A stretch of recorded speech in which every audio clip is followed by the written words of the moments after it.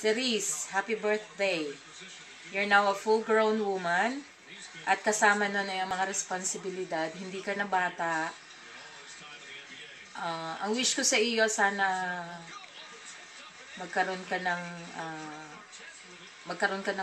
magandang buhay at yung mga desisyon mo sana ay makatulong sa iyo. Hindi lahat ng gusto ay pwedeng mangyari, pero yung mga dapat mangyari ay mangyayari kung para sa iyo talaga. Congratulations kasi I know you've been working hard for your yung sa iyong SK, being an SK chairman. And that's good kasi at least you know how to handle responsibilities. Pero yung responsibility is hindi siya inilalagay sa ulo.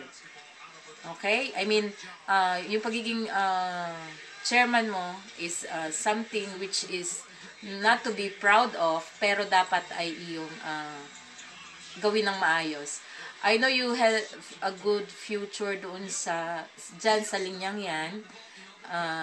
Kaya lang, syempre, kasabay niyan ay ang mga responsibility mo rin sa bahay. Especially the fact na ikaw ay pinakamatanda, dapat alam mo rin turuan ng mga kapatid mo.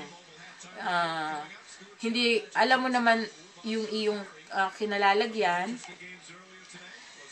And I know mahirap, pero nandito kami lahat for you. Okay?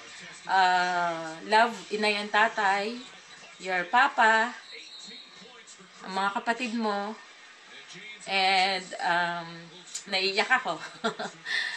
Happy birthday.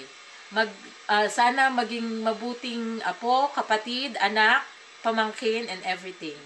We miss you. We love you. Happy birthday.